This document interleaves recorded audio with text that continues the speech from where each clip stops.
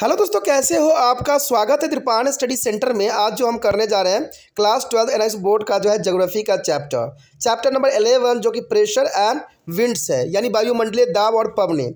ये टॉपिक कई मायने में हर एक क्लास के बच्चों के लिए महत्वपूर्ण होगा, चाहे वो यूपी बोर्ड को, बिहार बोर्ड को हो, चाहे सीबीएसई के हो, चाहे कंपटीशन की तैयारी करने वाले स्टूडेंट के लिए भी काफ़ी महत्वपूर्ण ये टॉपिक हो सकता है अगर वो अच्छे से इसको समझे। ठीक है, कहते हैं इसमें वायुमंडलीय दाब और पवनें जो है अपनी काफ़ी विशेषताओं के साथ जो है आपके समक्ष प्रस्तुत होगा। लेकिन आपको पता है कि चैप्टर करने से पहले एक बात जो मैं हमेशा कहता हूं, जिसको आपको सोचना भी चाहिए, विचार भी करना चाहिए और अमल भी करना चाहिए, वो ये है कि जब भी वीडियो देखिए पूरा देखिए, क्योंकि अधूरा जानकारी सदैव खतरनाक होता है। साथ में एक इंपॉर्टेंट बात ये भी रहता है, अगर आप पहली बार वीडियो देख रहे हो तो लाइक शेयर सब्सक्राइब करना मत भूलना, क्योंकि दोस्तों लाइक कीजिएगा तो बनाने वाले का मनोबल बढ़ता है, सब्सक्राइब कीजिएगा तो इससे ये होता है कि जब भी मैं कोई वीडियो डालूंगा उसका नोटिफिकेशन आपको समय रहते मिल जाएगा। और देखिए शेयर का मतलब ये होता है कि आपके थ्रू न जाने किन बच्चों को हेल्प मिल जाए, ये आप भी नहीं जानोगे, इसलिए जो है आप शेयर जरूर करो। ठीक है, व्हाट्सएप स्टेटस पे भी लगाओ। दोस्तों एनआईएस सेंटर जो है कई मानने में बहुत से बच्चों के लिए हेल्पफुल है, चाहे वो 8th क्लास हो, 9th 10th 11th 12th हो, चाहे वो एनआईएस बोर्ड के बच्चे हों, ठीक है, चाहे बीए एमए के बच्चे हो, सभी क्लासों के लिए कुछ ना कुछ जो है त्रिपाण सेंटर में उपलब्ध है। तो इसलिए आपके लिए ज़रूरी है कि आप सब्सक्राइब करके इसको चैनल को जो है सेव कर लो, नहीं तो बाद में अगर रिसर्च करोगे तो शायद आपको ये चैनल प्राप्त ना हो। तो इसलिए सोचना नहीं, विचार नहीं करना है, सब्सक्राइब करके जो है अपने पास सेव करना है। दोस्तों ये तो बात था आपके लिए, लेकिन आप देखते हैं हमारा आज टॉपिक क्या है। So our next topic is the most important here, pressure belt. What do you mean to the air pressure belt? The horizontal distribution of air pressure across the altitudes is characterized by high or low pressure belt. This is however theoretically is models because pressure belt are not be ever found as such on the earth. We will be see it is a later how to real conditions are departs from to the idealized to the model. On examine why this difference occur. There is an important point here. Examine why this is a difference occur, and this pressure belt are the equatorial low pressure belt, and second here the subtropically high pressure belt, and third the subpolar low pressure belt, and fourth here the polar high pressure belt. That is the most important, and show in this picture there is also important here. Here show the picture polar high and the subpolar low, subtropical high, equatorial low. There is an angle of here, a subpolar low is there is a 66 1/2 north, and 45 there is also, and subtropical high is a 35 to 23 is 1.5 of degrees. There is important here, and the lower side here, the lower eye is here present. There is a pressure belt. They are important. The equatorial low is a 10 north to zeros and 10 s. That is important. And subtropically high is the 23 1/2 degrees and 35 also. And the 45, the subpolar low is a 66 1/2 is the south. That is important here on this diagram. The very explanation here, the equatorial low pressure belt. There is important here. The sun sign is almost vertically on the equator throughout the year. As a result, the air get a warm and rise over to equatorial regions and produce a equatorial low pressure. And this belt is extended from the equator to 10 north and the 10 degrees Celsius as a south latitudes, and due to the exclusive heating, horizontal movement of air is absent here, and only is a conventionally current are there. Therefore, this belt is called doldrums, the zone of the clam. Due to the vertical is absence of the surface winds, and these are there is a reason of convergence because the winds flowing from to subtropically high pressure belt is a converge here. And this belt is also known as the intertropically convergent zone, means ITCZ. That is important here. The next here, the subtropically high pressure belt.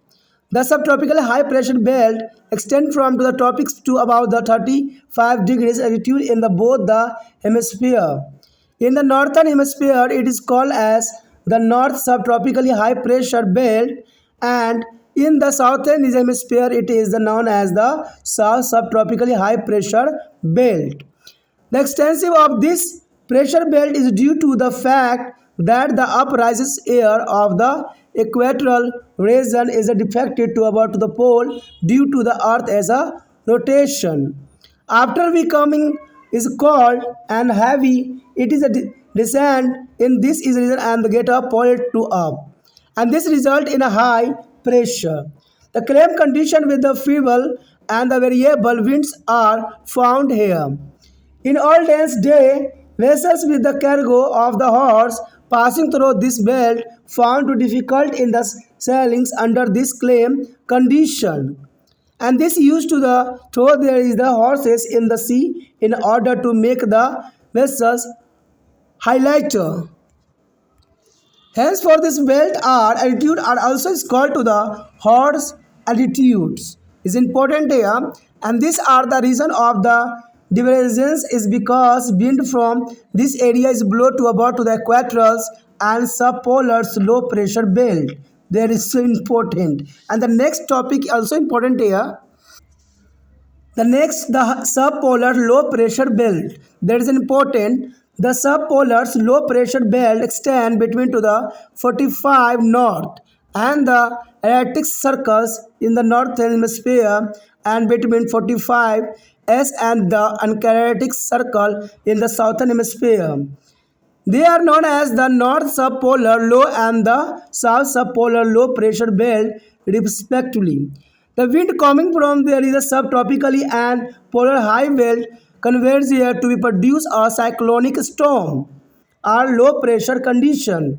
And this zone or convergence is also known as a polar front. There is important subpolar low pressure belt. And next here, the polar high pressure belt. That is important here.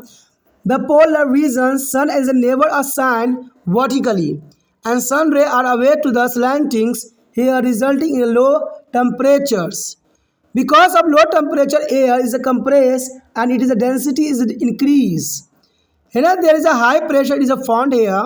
In the northern hemisphere, the belt is called the North Polar High Pressure Belt. Well, it is known as the South Polar High Pressure Belt in the southern hemisphere. Winds from this belt is below to about to the subpolar low pressure belt. That is important. This system of pressure belt that we have just studied is a generalized picture. In reality, the location of this pressure belt is not a permanent.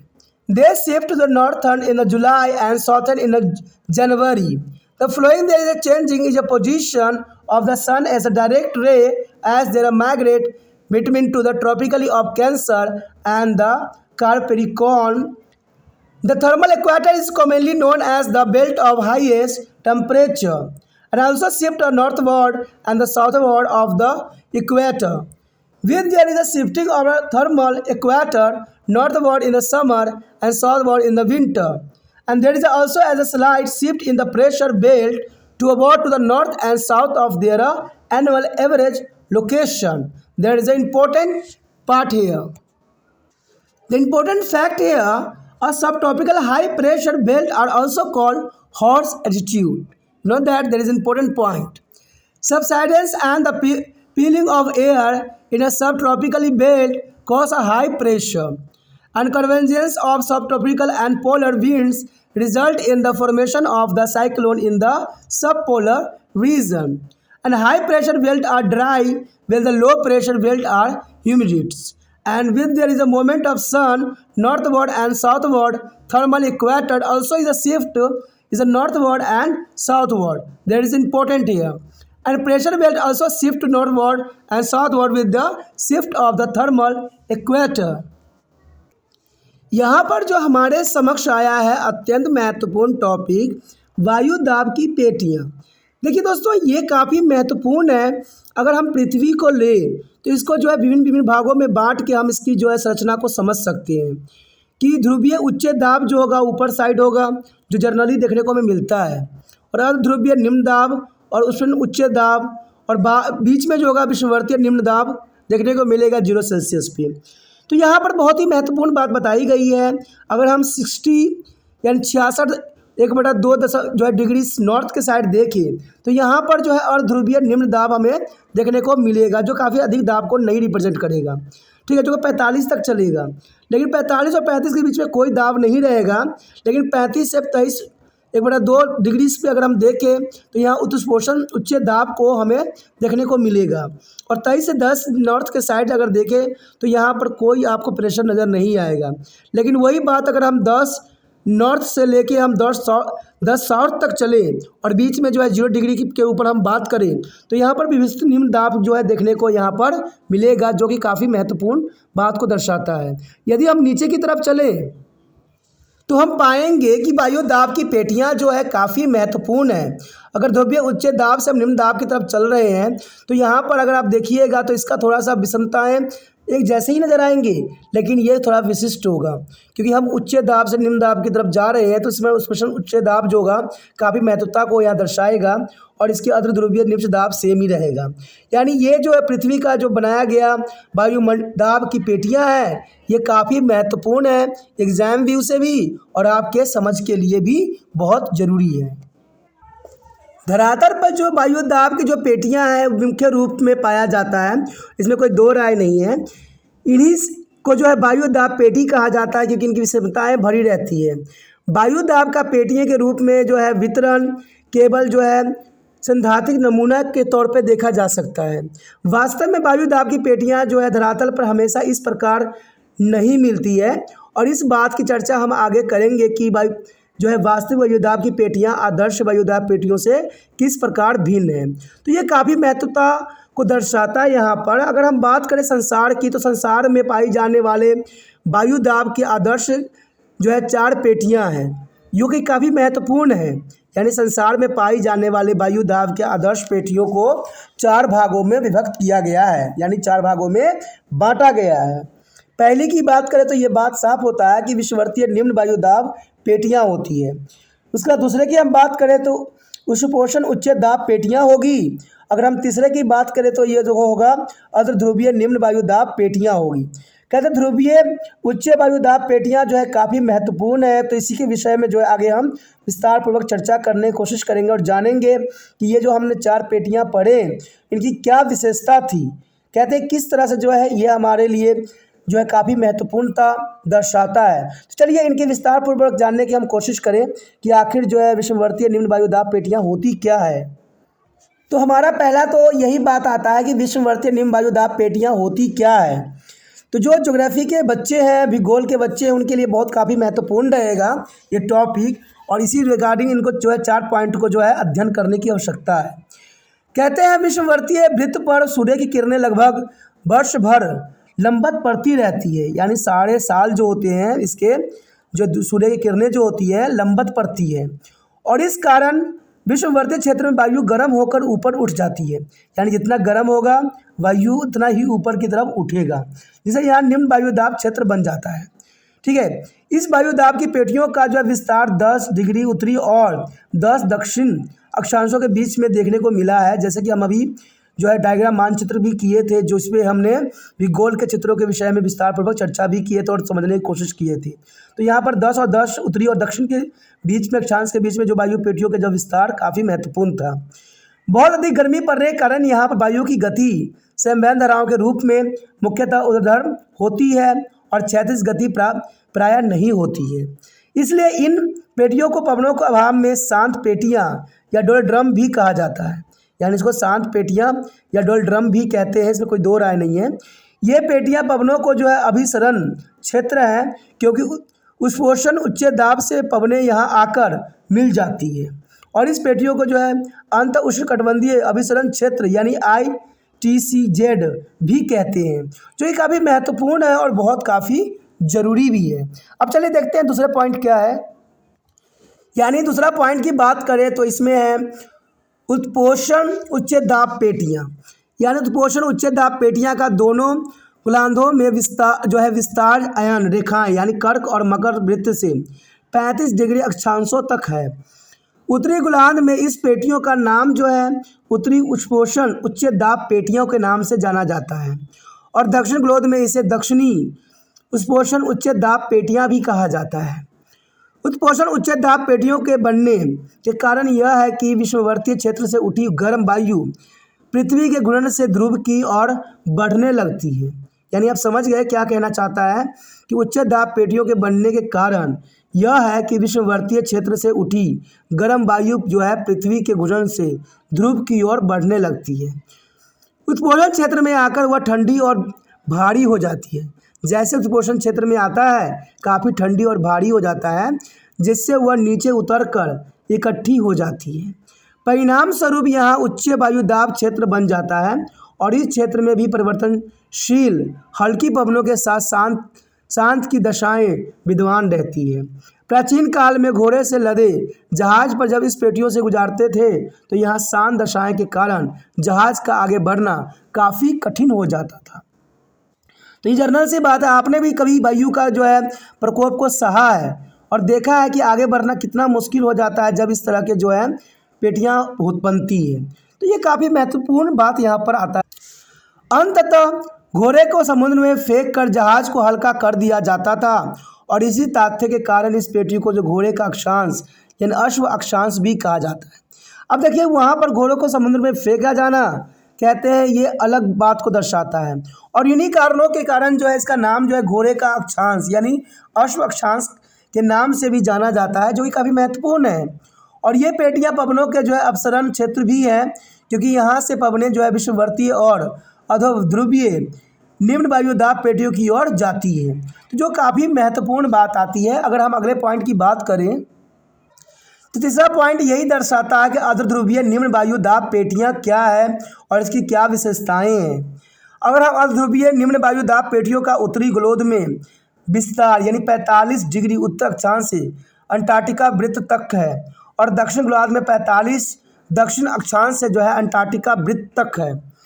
उत्तरी और दक्षिण गोलार्धों में इन्हें क्रमश उत्तरी अर्धध्रुवीय और निम्न दाब पेटियाँ और दक्षिणी अर्धध्रुवीय निम्न दाब पेटियाँ भी कहते हैं। और इन पेटियों में ध्रुव और जो उत्पोषण उच्च दाब क्षेत्र में पवनें आकर मिलती है और ऊपर ये उठ जाती है। इन आने वाली पवनों के तापमान और आर्द्रता में बहुत काफ़ी अंतर होती है और इस कारण यहाँ जो है चक्रवात या निम्न वायु दाब की दशाएं बन जाती है। निम्न वायु दाब के इस अभिसरण क्षेत्र को ध्रुवीय वर्तांग भी कहते हैं, जो कि काफ़ी महत्वपूर्ण बात आता है। अगर हम चौथे पॉइंट और अंतिम पॉइंट की बात करें तो काफ़ी महत्वपूर्ण रहेगा। चौथा पॉइंट यही दर्शाता है कि ध्रुवीय उच्च वायु दाब पेटियाँ यानी ध्रुवीय उच्च वायु दाब पेटियाँ कहते ध्रुवीय क्षेत्रों में सूर्य कभी सिर के ऊपर नहीं होता है।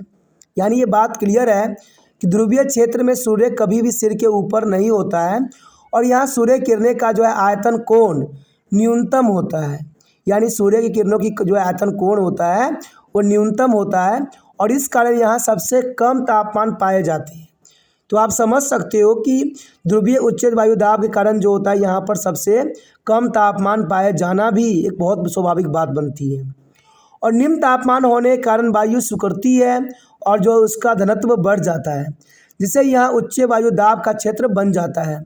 उत्तरी गोलार्ध में इसे उत्तर ध्रुवीय उच्च वायु दाब पेटियाँ और दक्षिण गोलार्ध में इसको दक्षिण ध्रुवीय उच्च वायु दाब पेटियाँ कहते हैं। यानी जिस क्षेत्र में ये बहता है उसी तरह से उसका नाम जो है पड़ा हुआ है। इन पेटियों से पवनों जो है अर्ध ध्रुवीय निम्न वायु दाब पेटियों की ओर चलती है, जो कि काफ़ी महत्वपूर्ण बात को यहाँ दर्शाता है।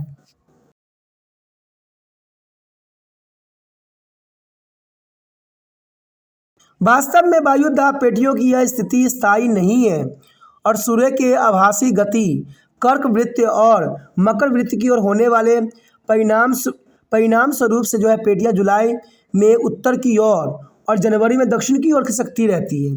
तो ये काफ़ी महत्वपूर्ण बात आता है कि सूर्य के आभासी गति कर्क वृत्त और मकर वृत्त की ओर होने वाले परिणाम स्वरूप ये पेटियां जुलाई में उत्तर की ओर और जनवरी दक्षिण की ओर खिसकती रहती है। तापीय विषुववर्तीय रेखाएं जो सर्वाधिक तापमान की पेटियां हैं वो भी जो है विषुववर्तीय वृत्त से उत्तर और दक्षिण की ओर खिसकती रहती है। तापीय जो है विषुववर्तीय रेखाओं को जो है ग्रीष्म ऋतु में उत्तर की ओर और शीत ऋतु में दक्षिण की ओर खिसकने के परिणाम स्वरूप सभी वायुदाब पेटियां भी अपनी औसत गति से थोड़ा उत्तर और थोड़ा दक्षिण की ओर खिसकती रहती है।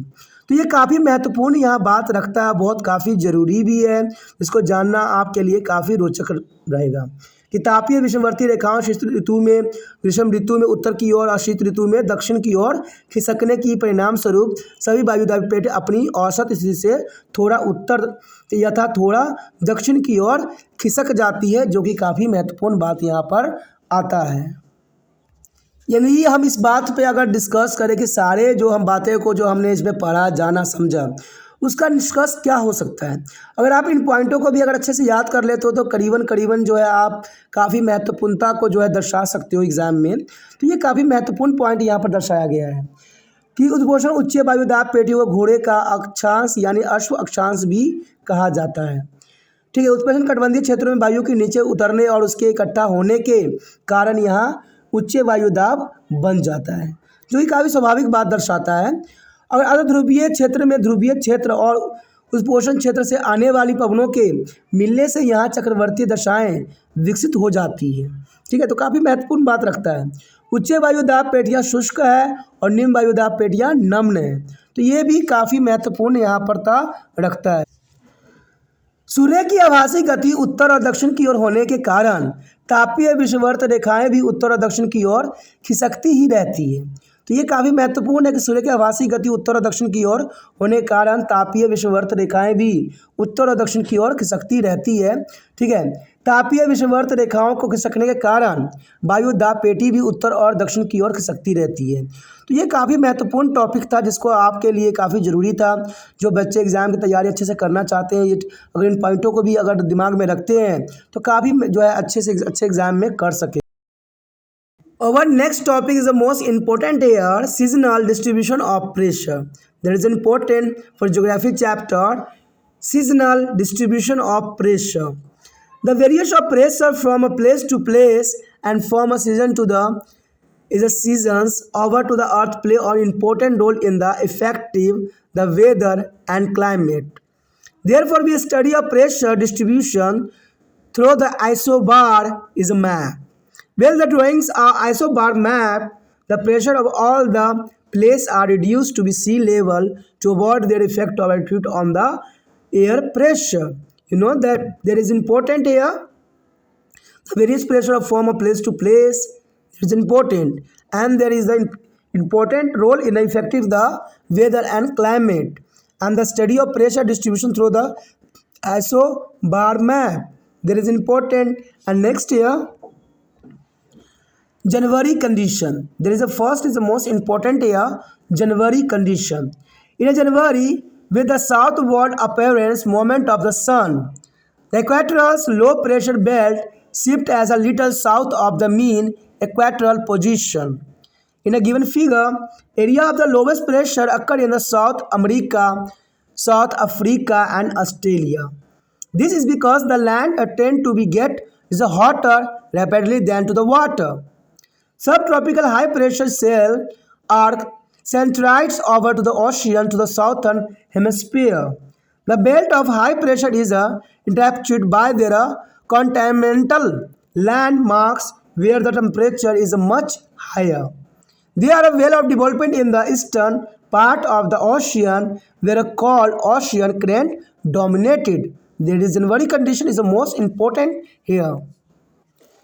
Here show the diagram distribution of the January air pressure. There is the most important. You know that there show the low and high pressure on this diagram, and there is the effect of the countries. The India is also is a pressure of high pressure on this side, and there are low of the Hind Mahasagar, and the low is a high, and there is important for the pressure in the show in this diagram. There is the most important. The January condition in the northern hemisphere, the riders of the high pressure occur in the subtropically latitudes over to the continent. A well-developed high pressure cells is occur in their entire part of the Eurasia, and this is due to the fact that land are cooled more rapidly than to the ocean. Its temperatures are lower in the winter than to the surroundings a sea. In the southern hemisphere, the subpolar low pressure belt, a circle there is the earth as a real belt of the low pressure and is not divided into the cells. because there is virtually no landmarks. In the southern hemisphere, two cells of low pressure, namely is Iceland and low and the Antilles, low development over the northern Atlantic and northern Pacific Ocean respectively. July condition. In July, the equatorial low pressure belt shift a little northern of the mean equator position because of the northward appearance a moment of the sun. All the pressure belt is shifted to is a northward in the July. There is an important figure here. The July pressure distribution on air on this diagram. There is a low pressure on India side and other is a high. There is the most important. You know that there is a C on the diagram. The India has a low pressure on July time. There is an important show in this picture. The Antilles and the Icelandics of the low disappear from to the ocean where there is a land masses. Base development high pressure during to winter month have extensive low pressure cell now. In Asia, a low pressure developed. The subtropical height of the northern hemisphere are more developed over to the ocean, Pacific and Atlantic. In the southern hemisphere, the subtropical high pressure belt is a continually. Subpolar low form as a continually belt in the southern hemisphere, whereas in the northern hemisphere there is only a fan ocean low. There is important here. यहाँ पर जो हमारे समक्ष आया है अत्यंत महत्वपूर्ण topic ऋतुओं के अनुसार जो है वायु दाब का वितरण। देखिए ऋतुओं के रिगार्डिंग जो है वायु दाब का वितरण किस क्षेत्र में कैसा है ये जानना हमारे लिए काफ़ी रोचक रहेगा कि जो कहते हैं सीजन वाइज अगर हम इनके डिस्ट्रीब्यूशन करें दबाव का तो काफ़ी महत्वपूर्ण रहेगा। अगर धरातल पर वायु दाब का वितरण एक स्थान से दूसरे स्थान है और एक ऋतु दूसरे ऋतु में बदल रहा होता है तो इसका सबसे महत्वपूर्ण प्रभाव मौसम और जलवायु पर अवश्य पड़ता है। तो ये ज़रूरी बात भी है क्योंकि वितरण एक स्थान से दूसरे स्थान पर अगर होगा तो ऋतुओं के दूसरी ऋतुओं के में बदलना एक स्वाभाविक बात रहेगा और इसका सबसे महत्वपूर्ण प्रभाव मौसम और जलवायु पर पड़ता है, इसमें कोई दो राय नहीं है। इसलिए हम वायु दाब के जो है क्षैतिज वितरण का अध्ययन जो समदाब रेखिक मानचित्र द्वारा कर सकते हैं। कहते हैं समदाब रेखिक मानचित्र तैयार करते समय सभी स्थानों का वायु दाब समुद्र तल पर जो है उतारा जाता है। ऐसा इसलिए किया जाता है क्योंकि वायु दाब के क्षैतिज वितरण से ऊंचाई जो वायु दाब को प्रभावित करने वाले महत्वपूर्ण कारक है निकाल देती हैं। तो आप समझ गए होंगे कि इसका क्या कारण है कि इसमें जो यही बात दर्शाई जाती है कि अगर हम इसके जो है अध्ययन करें अगर समदाब रेखिक मानचित्रों को तो कहते हैं समदाब रेखिक मानचित्र तैयार करते समय सभी स्थानों पर जो है वायु दाब समुद्र के तल पर उतारा जाता है और ऐसा इसलिए किया जाता है कि वायु दाब के क्षैतिज वितरण में ऊंचाई जो वायु दाब को प्रभावित करने वाले महत्वपूर्ण कारक से निकाल देता है। तो काफ़ी महत्वपूर्ण बात है। अगर यदि हम बात करें अगले पॉइंट की तो यहाँ पर दर्शाता है कि जनवरी की वायु दाब दशाएं क्या होगी। देखिए जनवरी की वायु दाब दशाएं काफ़ी महत्वपूर्णता को दर्शाता है।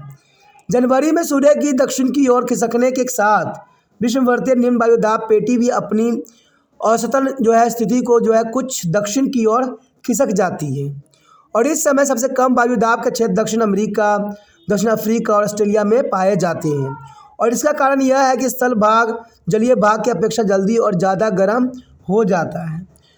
उस पोर्शन उच्च वायु दाब के क्षेत्र जो है दक्षिणीय गोलार्ध में महासागरों पर पाए जाते हैं और यहाँ उच्च दाब की पेटी अपेक्षाकृत अधिक गर्म महाद्वीपों के बीच आ जाने के कारण ऐसा होता है और कई छोटे छोटे भागों में बट भी जाती है जो कि काफ़ी महत्वपूर्ण बात रखता है। महासागरों के पूर्वी भाग जहाँ ठंडी धाराएं बहती है वहाँ पर जो है उच्च वायु दाब क्षेत्र अधिक विकसित हो जाना एक स्वाभाविक बात बन जाती है। देखिए यहाँ पर चित्र में जो दर्शाया गया है जनवरी में जो वायु दाब की वितरण किस प्रकार होती है तो ये काफ़ी महत्वपूर्ण बात रखता है। आप सोचिएगा कि यहाँ पर इंडिया कहाँ पर है तो ये इसमें कोई दो राय नहीं है। आपके समक्ष जो है इंडिया का मानचित्र दिख रहा होगा जहाँ पर निम्न लिखा हुआ है और उसके ऊँचे उच्चे लिख रखा है। तो कहते हैं अगर ऊपर सबसे देखा जाए तो उच्च यहाँ पर वायु दाब विकसित होगा लेकिन हिंद महासागर के साइड जो होगा निम्न वायु दाब विकसित होगी। लेकिन यही क्षेत्र दूसरे क्षेत्रों में अगर आप जाकर देखोगे तो कहीं निम्न दाब होगा तो कहीं उच्च दाब क्षेत्र विकसित होगा। तो कहते हैं भारत में अगर देखा जाए तो इसका कोई प्रभाव नहीं देखने को मिल रहा है क्योंकि जितना भारत का जो नक्शा है जितना भी मानचित्र है उसमें कोई तरह के जो है प्रभाव को दर्शाया नहीं गया है। सिर्फ थोड़ा सा प्रभाव है कि कुछ क्षेत्र में इसकी जो है असर पड़ती है। तभी तो भारत जो है अलग देशों से माना जाता है और इसकी जो है यहाँ की जो विषमताएं हैं सभी देश को अलग करती है। तो ये काफ़ी जो है डायग्राम भी दिखा रहा है, चित्र भी दिखा रहा है, तो काफ़ी महत्वपूर्ण बात यहाँ पर आ जाता है। उत्तरी गोलार्ध के महाद्वीपों में जो है उष्पोषण जो अक्षांशों पर उच्च वायुदाब के क्षेत्र मिलते हैं। कहते हैं रशिया के आंतरिक भाग में बहुत ही विकसित उच्च वायुदाब का क्षेत्र पाया जाता है और इसके बनने का प्रमुख कारण है आसपास के समुद्र की अपेक्षा महाद्वीप का शीघ्र ठंडा हो जाना, जिससे यहाँ शीत ऋतु में अति निम्न तापमान पाए जाते हैं, जो कि काफ़ी महत्वपूर्ण बात आता है।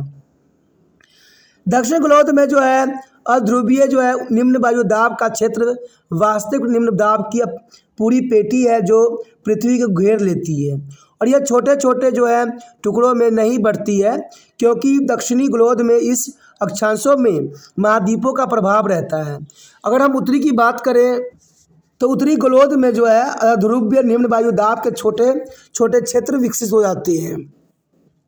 कहते हैं एक उत्तरी अंटार्कटिका महासागर के जो है आइसलैंड वाला और निम्न वायुदाब क्षेत्र जो है दूसरी उत्तरी प्रशांत महासागर का जो है अरनियोशियंस निम्न वायुदाब क्षेत्र पर विकसित होगा। तो ये काफ़ी महत्वपूर्ण बात आता है। अगर हम जुलाई की वायुदाब दशाएं की बात करें तो ये साफ हो जाएगा कि जुलाई में सूर्य के उत्तर की ओर खिसकने के साथ जो है विषुववर्तीय निम्न वायुदाब पेटी भी अपनी औसत स्थिति को उत्तर की ओर खिसक जाती है और अन्य वायुदाब पेटियां भी जुलाई में उत्तर की ओर थोड़ा थोड़ा खिसकती जाती है।